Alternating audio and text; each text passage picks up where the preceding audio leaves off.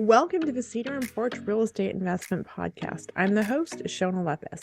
Follow along as we unpack and demystify real estate investment strategies through expert interviews and personal experience. From how to find off-market deals to creative financing to long-term and midterm rentals. Our goal is to educate and inspire others to gain financial freedom and generational wealth through real estate investing. Hello, everyone. Welcome to the Cedar and Porch Real Estate Investment Podcast. I am so excited and over the moon about our extra special guest, Sarah Weaver. She's an author, speaker, coach, a real estate investor, and business owner. Sarah runs 3 businesses that serve real estate investors and agents. She pretty much does it all and lives an inspiring life by design. She travels the world and the country coaching real estate agents and hosting epic events for investors. Talk about the dream life, right? She also just co-authored the book on midterm rentals, 30-Day Stay, published by BiggerPockets. If you haven't already, go grab your copy of the book. It's chock full of amazing stories, advice, and case studies. So I love the midterm strategy. So Sarah, thank you again so much for taking the time. I'd love to know where you're going next in the world, how you found midterms, and a little bit about your background. Absolutely. So my next trip, I am flying to Guatemala. I am taking 15 real estate investors. It's the most I've had for one of my trips. And we are doing a goal setting retreat. So starting off the year strong, I typically try to go out into the wilderness by myself for a day and write my goals. And I'm really excited to share my wild strategy of how I manifest and how I set goals with real estate investors in Central America and Guatemala. That's so cool. What a great way to start the year, right? To take that time and just be in an amazing place. Thank you. It's so good to set intentions at the beginning of the year. And I find that a lot of people, I don't want to say this, but they set goals wrong. And so I'm excited to show people there's many ways to write your goals. There's not one right way, but there are some wrong ways to do it. And so I'm excited to have a goal setting retreat for real estate investors. That is so cool. Do you have any top tips on that? Yeah, absolutely. So one of my things I like to do is I like to write down everything as if it's already happened. So even that very book that you hold in your hand, I wrote in my journal, I wrote a book with my name on the cover. And I wrote that months and months before I had a publishing deal, but I wrote it down as if it had already happened. And then, brace yourself, this is going to sound woo-woo, but then I imagine that it's happened. So much so that I'm even giving gratitude, thanking the universe or God for allowing me to have this experience. And I'm imagining what does it feel like to see Amazon reviews coming in and have a book launch party and, give my book as a gift and be introduced on podcast as an author. I imagined all of that. I actually closed my eyes and I pictured it happening. And here I am. I love that. There's so much to that, right? It's true. It really works if you believe it and you can manifest stuff. I mean, it is woo-woo, but I'm 100%.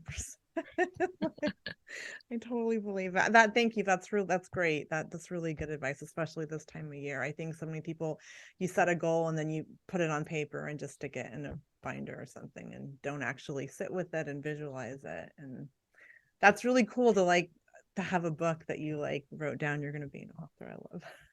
Yeah. Thank you. Thank you. So obviously you do so many things, but I just kind of want to set the table with, I think for midterms, I feel are becoming trendy, right? There was all about STRs. Now midterms are kind of getting out there, which I love. And I have my reasons why I'd love to hear kind of your top reasons for why you think they're a good strategy for investors.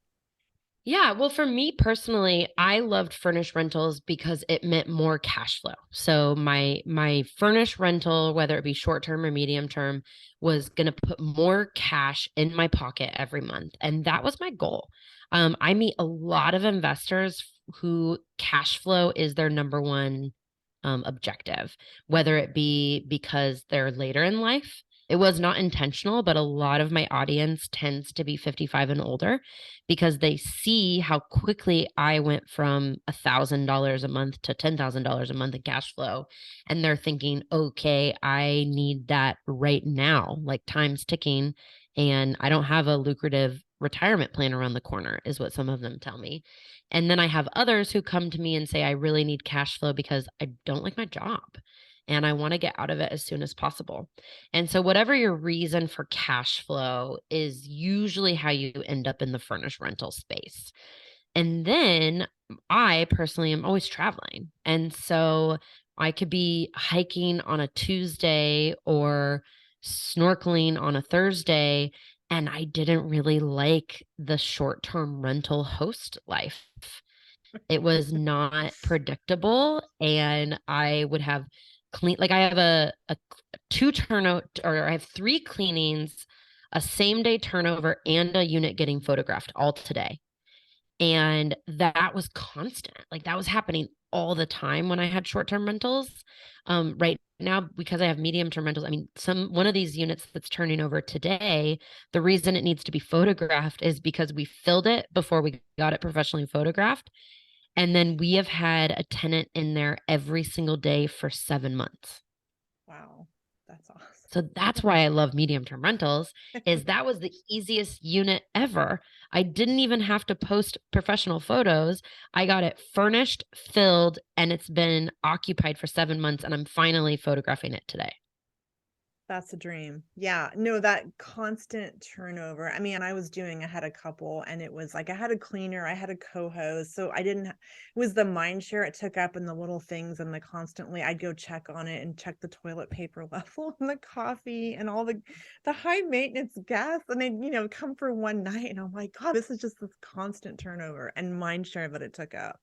Yeah, that's the cash flow and the turn. I mean, yeah, totally agree with all those reasons. You kind of like you not set it and forget it, but you get this like long period of a couple months where you don't hear from people, right? In my experience. I'm the most at peace that I've ever been since deciding to become a real estate investor.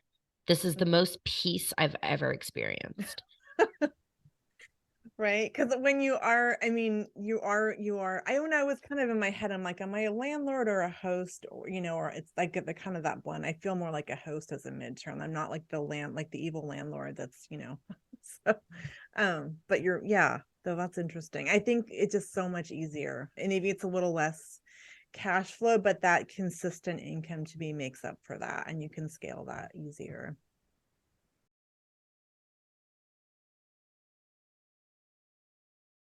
Exactly. Yeah, cash flow is king, right? What I love about you is you've got this right left brain thing going on. Like you're clearly very analytical and you're creative, and I think that's very rare. So it's really cool to see that. So I get asked a lot about underwriting for midterm. So I'd love to hear your ideas on that and how you kind of go about that. Yeah, absolutely. So I run all of my deals as a long-term rental first. So I'm running them as a long-term rental. And then I'm always asking myself, would this be sweeter as a medium-term rental? And for those investors out there, it doesn't mean that I always like the numbers as a long-term rental. I might not buy something as a long-term rental, but if it works as a medium-term rental, I may purchase it. And so the only three things that change from a long-term to a medium-term is upfront renovation costs. I include furnishings in that category on my calculator or spreadsheet, which I'm willing to share with your audience. So if they want my spreadsheet, it's nothing fancy, but I'm more than willing to share it. So we'll put that information in the show notes.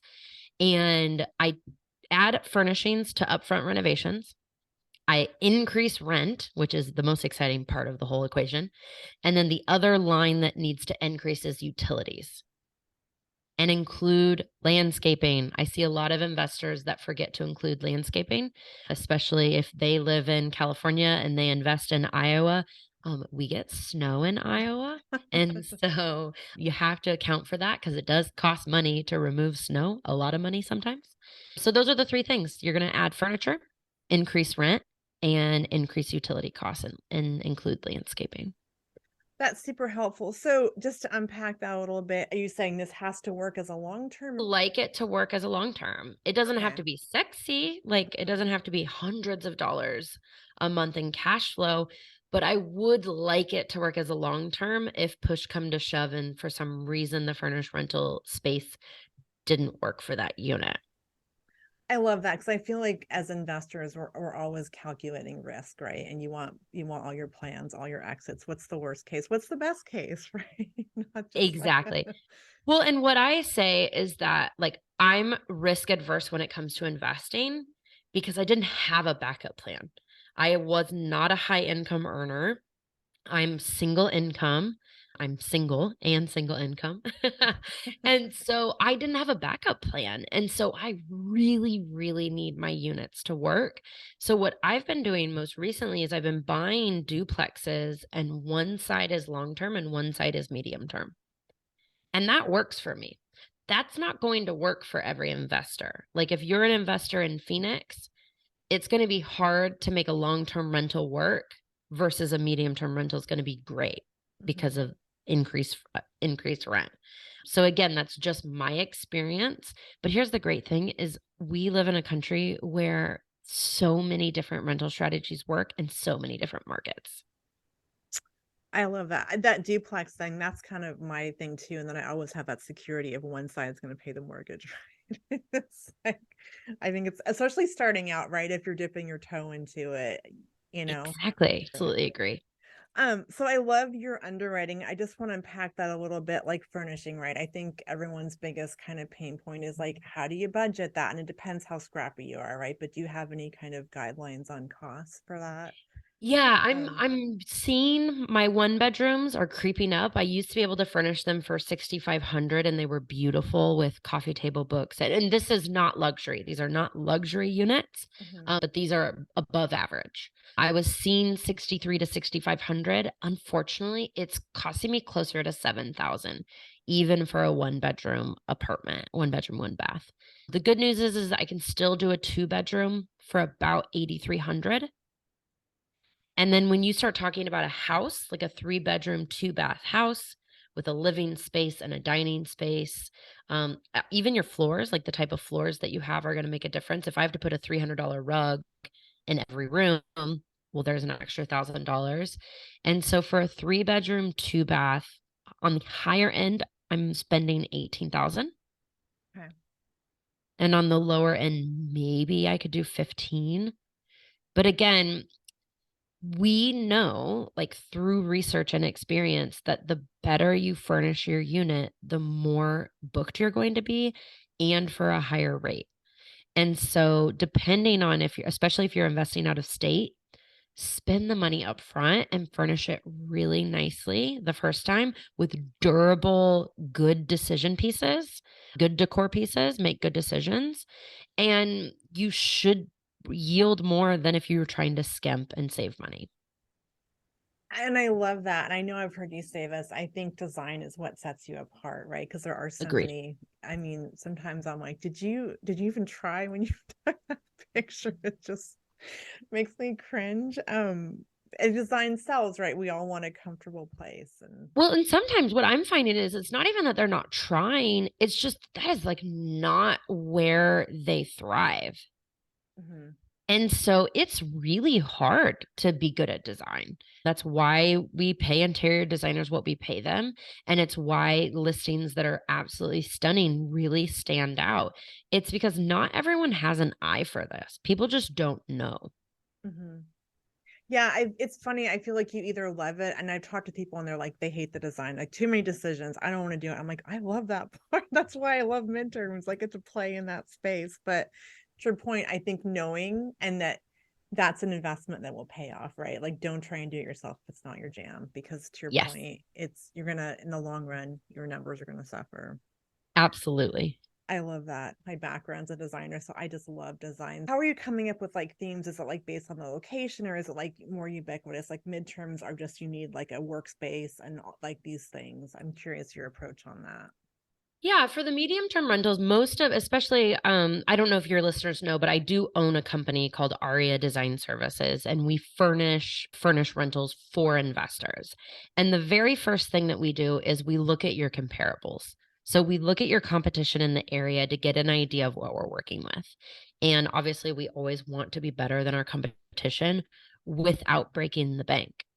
And so the difference I find between a medium term rental and a short term rental is that you don't need to go over the top. It wouldn't make sense. For example, there's a beautiful Airbnb in Phoenix where there's like a selfie station because they cater to that demographic.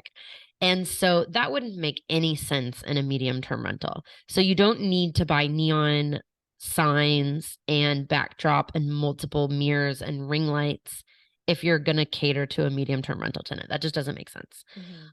However, what you need to do is you need to have a beautifully designed space. I had a traveling nurse who was actually willing to live in a hotel for a couple weeks until my unit came available.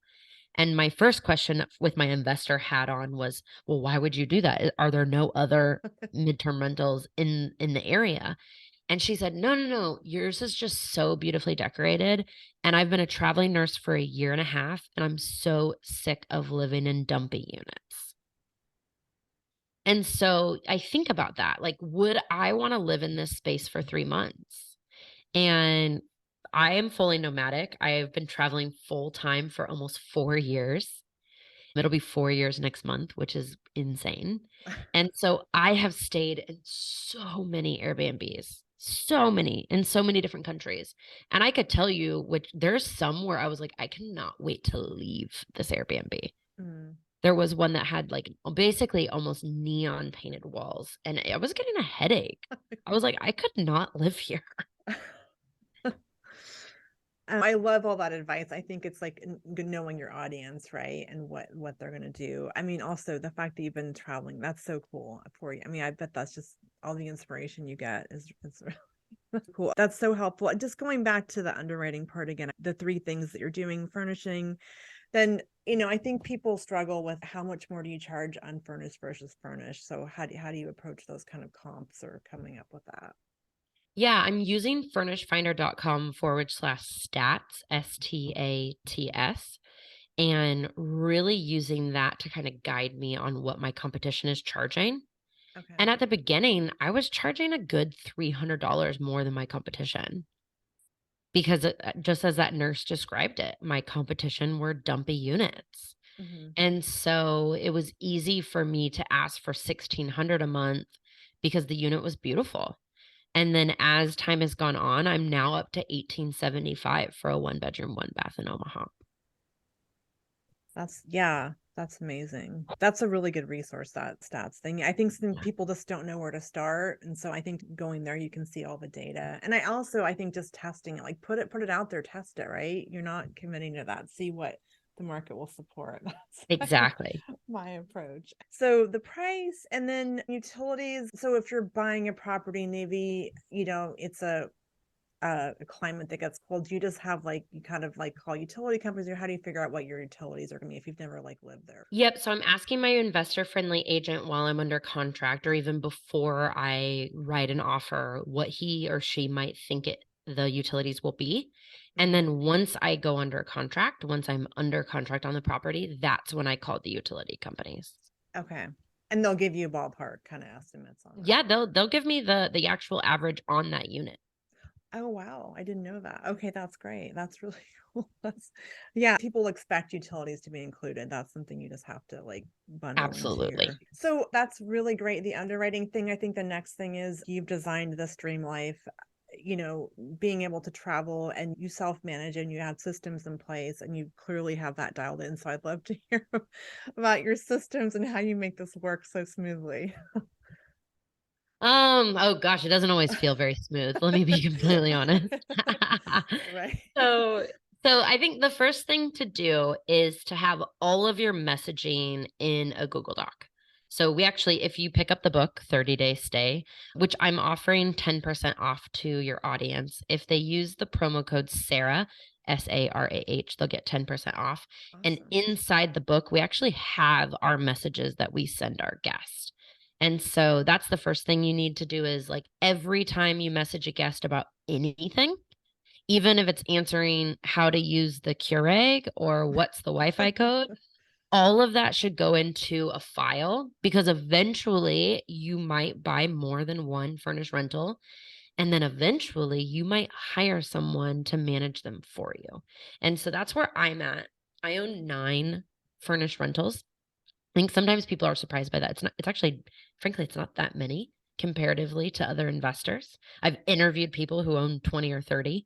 But And for me, I really follow the idea of something that Chad Carson has, I think, coined is the small and mighty portfolio. So I don't need to own 50 furnished rentals to make the dollar amount that I needed to make. It happened with, frankly, it happened with like 6. Once I hit 6 units, I was like, all right, this is awesome. So what I did and what I recommend everyone do is that every single thing you do gets recorded. So if you can't pay your utilities on auto pay, make a Loom video, Loom, Loom, and record how you pay your utilities. And then put that into a Google folder or a Dropbox because eventually you're going to hire a virtual assistant to pay your utilities for you if they're not on auto pay. So everything that I do, I record. So when someone messages me and I need to switch them units, so that's something sometimes I'll get requested in one unit, but it actually works better for both of us if they book in another unit. I screen recorded how to do that inside of Airbnb. I screen recorded how I set them up if they're not coming through Airbnb, how I set them up on a lease. Every single thing that I do gets recorded and put into a training folder even before I hired someone. You're documenting everything and then you just have Everything. that. That's so brilliant because you're not scrambling when you finally are at the point where like I'm freaking out, I can't handle this. You've been doing it all Oh along. yeah, so guys, I'm still freaking out and scrambling. Like, do not think that I have it all together. I'm actually, it's funny. I'm a really organized person, but for anyone familiar with the DISC, DISC, I am a like almost negative S and C. Like I am a high D, a high I, which typically means that I would be very unorganized. But I think what it actually is I hate inefficiency so much that it makes me organized. But I'm not naturally an organized person. Like I don't enjoy spreadsheets. I don't enjoy following the rules. I don't enjoy step-by-step instructions. And I love efficiency so much that I just grin and bear it. And I do these things to be organized because otherwise you're not running a business. You're just throwing things at the wall and seeing what sticks. That's not a business. Yeah. And I think technology has come so far in enabling us. I mean, my God, like Absolutely. the software for management and Loom video. I mean, it's so easy, right? To do that. You're doing it anyway, just document it. Take the Yes, stop, document it. I love that. exactly. So obviously, yeah, that's really helpful because I think as, a solopreneur, sometimes you're like, I don't want to stop and document. I'm doing it myself. What's the point? But you do reach a point where, and I think it's good to set up the stuff, knowing that you will have a team in the future, like your software, set it up. Do you have any favorite software you're using for getting rent and all that fun stuff? Yes. So I'm using, if they're booking off of Airbnb, meaning I found them through Furnish Finder or Facebook Marketplace or word of mouth, then I am writing their lease through Avail, AVAIL.co. I also have a link for that. I have a link for everything, you guys. And hashtag ads. No. And I put them in Avail and their leases through there. I collect security deposit through there. I collect an $800 security deposit for my $1,800 a month units. I collect security deposit right away. Then I collect first month's rent a few days before move-in. That's key. Do not wait until the first day. Then they'll say something happened and well, you've already given them the key code and they're already in your unit. So collect rent. I collect rent through Avail. I have them submit all tenant maintenance requests through Avail. You want everything documented. So I do all of that through Avail. If they book through Airbnb, then when I just had one unit, I actually just used the scheduled messages within Airbnb. Once I got to 9 listings through Airbnb, I did switch to Hospitable. And I have all of my automated messages go through Hospitable. Hospitable also allows you to set up like robo messages. So if they say Wi-Fi, you say password. If they say bicycle, you say, I don't have a bicycle. Whatever it is, it's all a robot. So that takes a lot of time to set up. Again, I don't think it's worth it if you have one unit. I really don't. But now that I have so many, it does make a lot of sense. And I love it. It's a really great way to schedule your cleaners. That's the one thing that if you're going to just use Airbnb, you're not going to communicate with your cleaners aside from like an iCal calendar share. But with Hospitable, your cleaners get reminders, your cleaners get automated messages. You're not having to communicate with your cleaners as much because Hospitable's handling that for you. What other technology am I using? Lots of Google Drive. Just so much lives inside Google Drive. Right. My brain is in there, I think. Yeah. It's just downloaded. I love that. Yeah, I think a lot of times, even if you're just starting out, get your software. Don't get a rent check and just get a system. They're pretty much free, and it just makes your life so much easier. And then you can scale. I think if you have that software, it's easy to add one more unit versus, getting some paper form, scanning it in, doing DocuSign, all the things, right? Absolutely. I am curious. I think in my mind, I always thought of like Hospitable as more, or those kind of those services more for STRs, but you're leveraging them for midterms, which I haven't heard of. Yeah, because what happened, gosh, probably it's December, probably about 6 months ago. I saw a huge uptick in Airbnb bookings, even for my medium term. I used to be probably 70% through Furnish Finder, and it just didn't make sense to use a Hospitable. But then the tables turned, and now I'm almost 70% booked off Airbnb, and then only 30% from elsewhere. Interesting.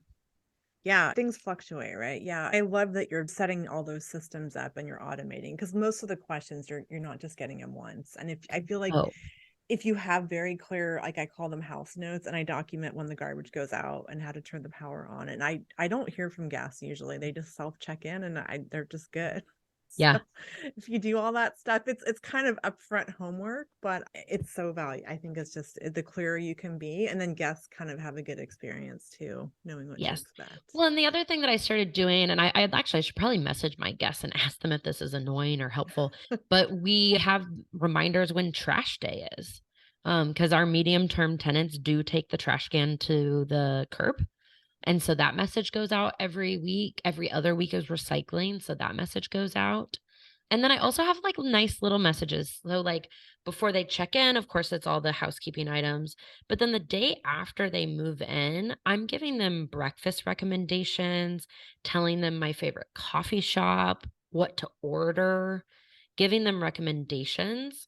And people almost always respond to that, even just with a quick thanks. I mean, I would love that. You show up in a new city, Right. especially like a Omaha. Like I didn't know that Omaha, Nebraska had all of these trendy, kitschy coffee shops all over town. I would have probably just like opened my phone, looked up Starbucks or Scooters and gone there because I wouldn't have known that there's adorable coffee shops all up and down the street. And one of them is a 6-minute walk from my MTR. That's so thoughtful. And a lot of times if you're, you get nurses, they literally have driven like for days all night, and they're landing there. They've never been to the city or to the West Coast in my case. Sometimes it's like their first experience, and that those thoughtful details I think go so far. It's funny that you mentioned garbage though, because I've had a couple tenants be like, well, who puts the trash out? I'm like, well, like, or they forget, or they didn't sort it right, or the trash. That's why the messages came about is just setting expectations because it doesn't feel very good when they say who puts the trash out and you have to respond, you do. Right. So just set that expectation from the beginning and then it's not as awkward. Exactly. Yeah, all those things, because it's just like, yeah, I've had this two people had trash situation. I'm like, this is you get these little like trends, but then you document it and it's not an issue, right? But I love how detailed that is, from the trash day, what day it is, to like, hey, here's a place to get some great coffee. Like it's very thoughtful. And I think it's taking some of the STR kind of short-term strategy to the midterm, like that hosting experience. Yes. Because that's the other thing is that I think a lot of times we're so, I mean, this is anyone with anything, is we're so single-minded because you're thinking, what do I got to do? What's the next thing I have to do? But like, I encourage everyone, like, take a minute and think about what it's going to be like to stay in your unit. And I tell everyone this one, like tying it back to design, is walk into your unit and what is the very first thing that you see? Like sometimes I'd actually just helped a friend. She sent over her photos of her unit before she got it professionally photographed. And we actually ended up rearranging the room because I thought, like, the moment you step in, the first thing you're seeing is this TV and a blank wall. I was like, let's just switch up the room so that the first thing they see is this beautiful artwork and this great accent chair that you purchased with a cool pillow. And she was like, wow, I would have never thought of that. I love that because it sets the tone, right? So their whole experience is like if you walk in, you're like, oh, look at that chair. It's just this vibe, right? It's maybe intangible versus, oh, there's a TV. Like, eh. Yeah. Well, it's so funny what guests point out. I recently had a guest inquire on Airbnb. This was just a few days ago, actually. And it's not the most convenient for me. I would rather he book in the unit below because of the timing. Mm-hmm. But he was like, oh, he's like, to be honest, I really like this unit. He's like, it sounds really silly, but I was a math teacher before I became a nurse. And that cool Einstein painting that you have like sealed the deal for me. And I wrote back like, oh my gosh, I love it. The unit's yours. Like, forget I even asked to switch you. Like, that's so cool. And so people will get interested in your unit or even attached to something that you would have never thought of. The Einstein painting is very cool, though, I will say. I love that. And that kind of speaks to being a little bit, I don't know if quirky is the right word, but some personality, right? Storytelling, not just like everything IKEA and online. And which actually is a question I wanted to ask you. Do you try and incorporate some local stuff, local flavor, or how, but being mindful of like efficiency, right? Like, I'm curious how you kind of approach that. Yeah, I really don't love what did someone say the other day? Someone was like, "Oh yeah, they're bringing the outside inside." Like when you walk into like a cabin and there's just mountains and bears and it says like mountains are calling everywhere, or like a beach house and there's just seashells everywhere. That is so not my vibe. I'm not interested. That does not attract me. So I very hesitantly say, yes, I like to do something local, but tastefully. Mm-hmm. Like, I am not going to put a giant cursive Nashville on a wall in Nashville. But am I going to put a really cool painting of Bob Dylan? Yeah, like that's cool. Like something that tastefully speaks to the area. Absolutely. I think it's wonderful. But if I see like live, laugh, love, or mountains are calling on your wall, I'm out. I can so relate. Home sweet home. Yeah. Oh man. No, it's funny because one of the first it was an S tier and then it went midterm, but it was our office. I just went super quirky. I went thrift store hunting and I'm like, this is my weird Portland style. That's the one I get the most feedback. I'm like, it's quirky. It is like vintage stuff, a typewriter. And I just that's the one where people like I get the most kind of like I love that style. And it was kind of shocking because I thought who would, who's gonna go for that? But, yeah. Yeah. No, I love that kind of hinting at that tastefully because you don't want to hit someone over the head with that. Yeah. And I do think, I mean, you need to choose a design aesthetic that makes sense for your unit. And so in one of my units, I have these like vintage suitcases that are set on top of each other, and used as the nightstand. And so it wouldn't have made sense if the rest of the unit was, modern. Mm-hmm. And so I'm thoughtfully integrating pieces that are different. And sometimes the reality is that I had 3 units to furnish in like 2.5 weekends. And some of the stuff that I had to put in the unit just, I mean, wouldn't have been if I had months to curate. Right. And so sometimes like everyone know that like when I'm speaking to you guys, like everyone's situation is going to be different. Sometimes you just got to furnish a place and it's as good as it's going to get, which happens to be the phrase that I say every day to myself when I'm done doing my makeup. Right. You just, yeah. I think I heard you say this too. You get it under contract and you get those tenants in there right away. You're not giving Yes. yourself 30 days like of down. I mean, my quickest Oh, yeah. turnover was like 24 hours. I got everything, handed the keys. And I think people don't know they can do that, right? They think they have to have this perfect thing and you don't. Done is better than perfect. Like if Right. you go to my website, there's going to be a typo. I'm not proud of that. I don't love that there's a typo. However, if I spent all my time making sure that every single thing that I did was perfect, I wouldn't get to serve the real estate community the way that I want to. That's so true. And I think just accepting that, and you can always improve it and change things. Well, I love the whole topic of design. I have to ask, are there any on the design for anything mistakes that people make or may think they get hung up on when they're doing it themselves? Or maybe they just shouldn't do it if it's not their jam, I guess. That's a great question. I mean, I just had a client. So I offer one-on-one coaching, and one of my clients, she's amazing. And she listed her unit on Furnished Finder just to see if she would get inquiries. And she put different photos and said in the description, these are not the photos, the unit's being furnished. And someone inquired and wanted to move in like 6 days later. She had not bought anything. And she looked at her husband and she was like, okay, it's go time. And they had the thing cleaned, furnished, and photographed in 4 days. Yeah. And it took like all 4 days. Like we're talking, she probably, was there 6 a.m. till 10 o'clock at night.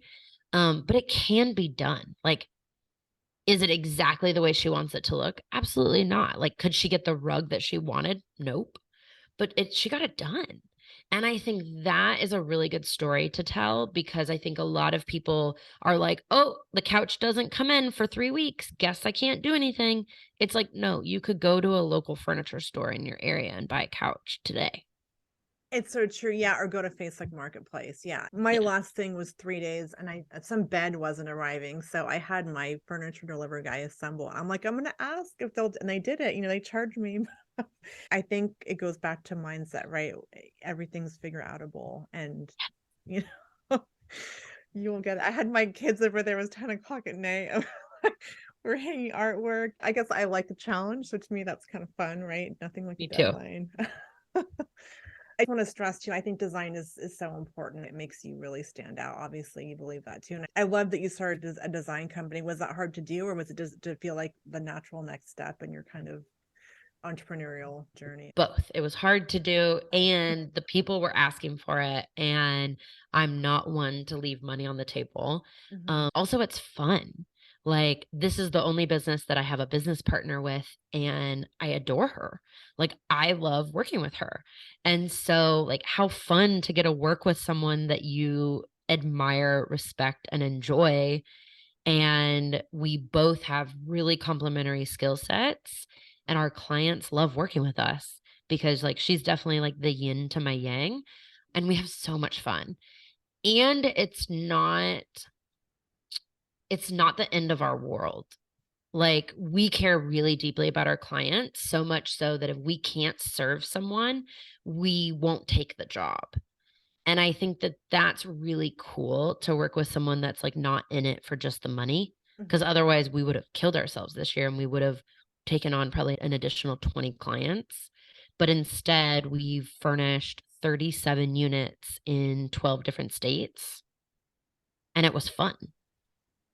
That's so cool. Yeah, that's when you get to do what you love, right? That's just magic. I love when I'm at World Market and I have just like 3 or 4 shopping carts full, which also World Market shopping carts are the smallest shopping carts ever. So it doesn't make any sense.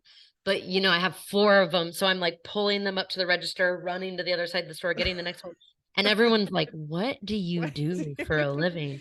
And I'm like, I furnish Airbnbs. People are like, oh my God, that's like a dream job. And in my head, I'm like, yeah, it was my dream job. I dreamed it up. And you made it happen. Yeah. There's some magic about even like when you're staging it to sell it, right? Even if it's got all the high-end finishes, that when you put furnishing in there, it comes to life in a way that like nothing else. Like you can have the prettiest fixtures, but I don't know that magic. Every time I get excited. Yeah, I think now I'm less thrilled about the pillows. I'm kind of over the pillow choosing. Right. And I'm so excited for my clients when they message me. Like the one I just told you about, she was like, "Oh my God, we got $2,500."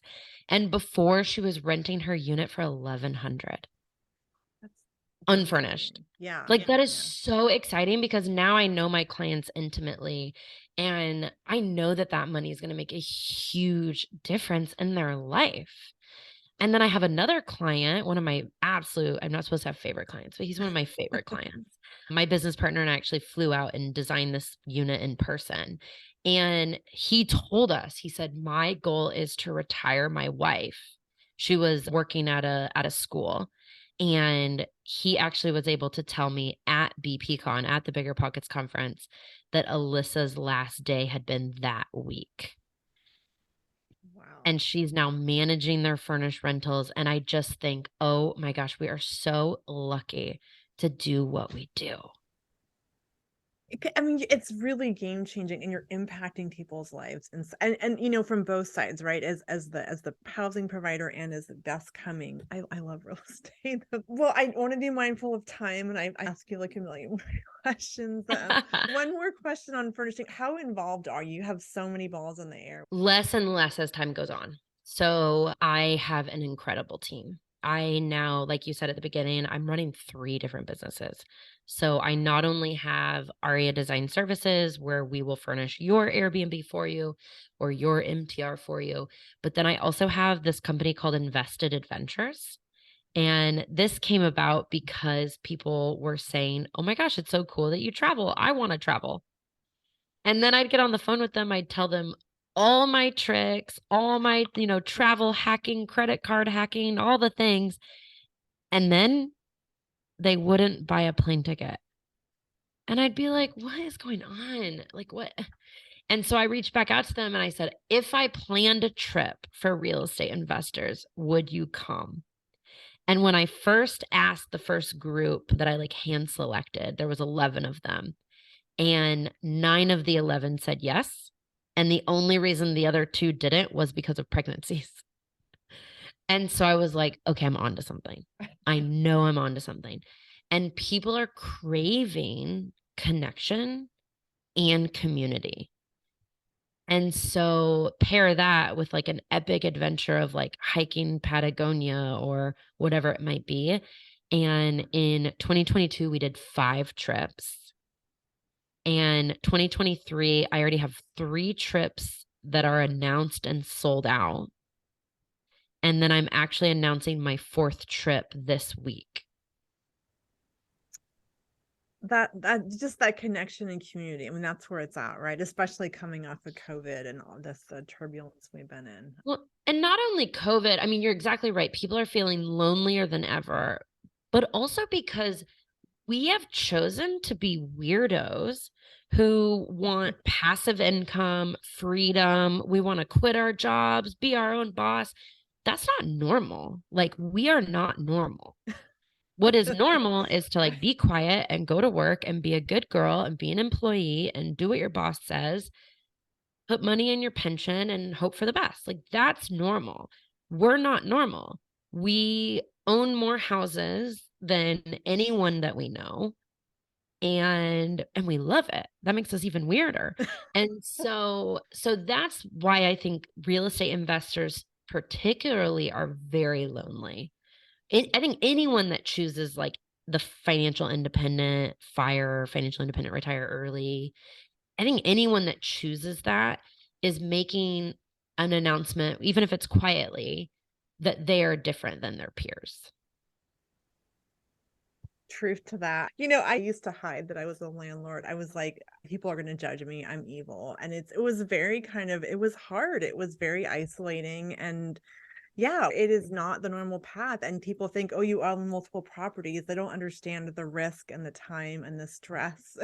Well, and that the money's all tied up. It's like Exactly. we're not rich yet. No. Yet. Right. But then to connect with other people that get it, that get that you're a DIY, that it's so you're like, oh, I'm not the only weirdo out there doing this. Like, Well, and you just learn so much by hanging out with other investors. And it also will help the people who are scared. I was scared. I had no backup plan. Like, I don't come from money. I had no plan B. Like, it was like this had to work. And it wasn't until I surrounded myself with real estate investors that I was like, okay, like I can do this. I know I'm not crazy. I've ran the numbers backwards and forwards. I know this is a good deal. I just got to do it. And then I love it. Even when I started growing my portfolio to where it's at now, someone said, well, what if you lost it all? I mean, I'd just buy more real right, estate totally. and I'd buy Risk. smarter. And so like we know we're not crazy, but that doesn't tell our friends and family that we're not crazy. And so I think that's where the trips are so important. So I'm really excited. You actually will be the first to get to announce my trip because of this podcast. I am taking investors on an 8-day African safari, followed by an 8-day Kilimanjaro hike. The hike is optional. Non-hikers out there, don't worry. You can just do the safari or just do the hike. But I have 2 people that are doing both, including me, maybe. We'll see if I need a train for this. I will do the safari. But yeah, I'm so excited because now I'm able to pair not just trips, like it's cool that we can, go to the Smoky Mountains, rent a cabin, talk about our goals. But now we're going on bucket list adventures and it's all a business trip. It's all a write-off. That's brilliant. Yeah. I bet going on that and being around those people is so inspiring that it in so many levels you come back and you're just I can't Oh, imagine how you feel. I could already I've had 5 trips this year and I could write a book about the people that I've attended.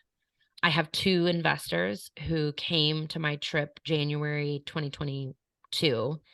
They are now partnering on a BRRRR and someone else in their group is their private lender. That connection, that's Uh-huh. amazing. And I think also I just as entrepreneurs it's hard to stop and take the time to do something like that because you feel like I always at least I need to be productive all the time, but by doing that look what you accomplish, right? Yeah. And then another 2 girls, they came to my event in June of 2021 and one of them had the goal of quitting her job. The other one had a goal of hiring an assistant. So guess what? She's hiring her. Oh my God, there's a book in there, right? Yeah, it's so cool. Like That is I really, I mean, I get moved to tears that like this is what I get to do for a living. that, yeah, those connections, and you are changing lives, right? I mean, what other industry can say they're impacting people like that? Well, you just led into one of my questions. How can people like find you and check out your amazing trips and coach with you and get you to furnish their places? Absolutely. I would love to hear from your listeners. So please reach out. I really do read all of my DMs. So the best place to reach me is Instagram, just like any good millennial. So you can find me at Sarah D. Weaver on Instagram. And then my website is also the same thing, sarahdweaver.com. And if anyone really is interested on going on a trip, please let me know immediately. All of my events have been selling out. And so I'm really excited to have one of your listeners come join us. I feel honored that you I got to announce it here. Um, so also there's a couple questions I just like to ask. Everyone has really original advice. What is like your top business or life advice that you would give someone to kind of live life on their own terms like you have done so well? Yes. 2 words, don't wait. If there is a business that you've been wanting to start, don't wait until you have the perfect website or the perfect logo. None of my businesses had names before I got clients. I just saw a need and said, oh, I could do that. And so Aria Design, I think we served 5 or 6 clients before we ever had a name.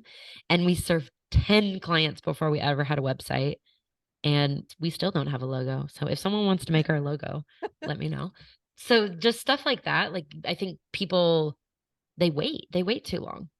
So don't wait. And that goes with your personal life. If there is something that you want to do, buy the plane ticket, go on that long drive. If there's someone in your life that you love, tell them, don't wait. That is my advice. Don't wait. I love that. That's so true. Next question, your superpower. My superpower is connection. So I initially thought it was just being connected with people. I can meet a girl on a 2-hour bus ride and then 2 weeks later fly to Taiwan and she's showing me her hometown. That's a true story. So I'm really good at connecting with people really quickly as well, but also connecting people with each other. So like those 2 stories that I told are just 2 examples of probably 100 of where I've connected people. I truly love people. I think anyone that has contact with me like can tell that I just really like people. I love that. And that is all about connection, right? As humans, that's what it's about. Obviously, you just published a book, plug your book, any other resources that you'd recommend. Yeah, absolutely. What I love about the book is it's really a book where you could pick up and you could skip to chapter on furnishing, or you could skip to the chapter on analyzing. I'm so honored that people are reading it cover to cover. That's obviously how it was intended to be read. And you can really pick it up and it's meant to be a resource. So I already mentioned that the messages that we send our guests are in the book. The questions that I asked when I check a reference on a tenant, those are in the book. We really dug really deep into the details. And so some of the chapters you can probably, if you already are an expert at analyzing, just skip that chapter. But if you are like, no, I really could use some help on that, we break it down, make it as easy to consume as possible. And then there's a lot of fun stories about travel. And my co-author, Ziana, has been co-hosting up to 60 units around the world. So she's got a lot of stories. Yeah, I can attest. It's really engaging and it's so actionable too. It's a really great read. It's like a Bible if you want to get into midterms, so definitely check it out. Thank you. I really appreciate that. I think for me, mindset is such a strong part of my story. And so I do weave that into the book. Yeah, I think mindset, this business there's a lot of risk, right? Calculated, but that's so critical because you can really get caught in your head. Just not take that action. Well, Sarah, this has been like such a treat. I'm so honored and thank you for your time. Is there anything else you would want to add before we sign off? I want to ask you, like, what's your advice? Because you get to interview people and you've been doing this for a while. What's your advice to the listeners after the conversation that we've had? Yeah, I think what resonates with me and the theme I've been hearing is take the action, take the massive action. You're going to figure it out, right? Like it's scary and overwhelming, but if you don't take the action, you're not going to figure it out. And it's real easy to get caught up in analysis paralysis. I think the action part, and it's that leap of faith, but it's figure outable. So I think you're echoing what other really successful people it's a real theme. So yeah, great question. Yeah. And I think the more you talk to experienced real estate investors, it's like, oh, hun, we've all learned from like, there's been tears on the bathroom floor and wanting to scream at our phone when we have an annoying guest. Like it's all there. And we're still really glad we invest. Yeah. It's the long game, right? There's those things, but then they make a great story. Your worst situation is like the best story, right? Absolutely. Well, thank you so much for your time. I so appreciate it. Thank you so much for listening. I hope you found it valuable. Please take a minute to hit the subscribe or follow button. It really helps other people find us and share it with a wider audience. We also appreciate 5-star reviews. Also, please take a screenshot and tag us on your favorite social platform. We're at Cedar and Porch. The show was brought to you by the Midterm Rental Playbook course, your blueprint to setting up a successful midterm rental. Learn more at the midtermrentalplaybook.com, link in the show notes.